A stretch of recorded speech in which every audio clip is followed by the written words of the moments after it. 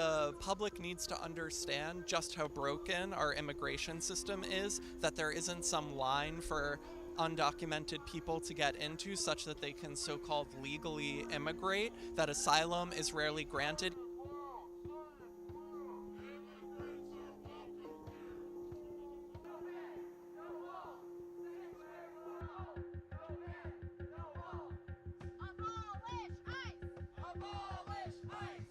We're here today calling for the abolition of ICE, an end to borders, and just an end to the attitudes that are causing people to criminalize and detain migrants. I'm Jewish, and I know that the stories that are happening from ICE-built concentration camps are so similar to the stories of my family members who were survivors and victims of the Holocaust. We also need to be out here to protect our sanctuary city and protect the fact that DC is supposed to stand for something different.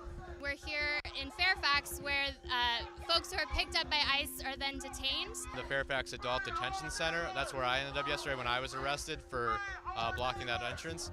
And that's also where immigrants are held. Fairfax County makes a profit off of that, and they balance their budget on the backs of immigrants being detained by ICE. People are being torn apart from their families, actually detained in prisons for the administrative convenience of the U.S. government is completely unacceptable. I mean, they shouldn't be detained for criminal reasons either. So if you're against the death penalty in general, you should be against deportation because that's an effective death sentence. Deportation itself requires tearing families apart and sending individuals to almost unfathomably terrible circumstances that they were trying to flee in the first place and that were caused by the United States policies in those countries. For example, the authoritarian regimes that we have propped up in Central American countries. When you give the government the power to deport human beings, it's a power that's going to be abused. The work that a lot of groups are doing and have been doing since, through the Obama administration even,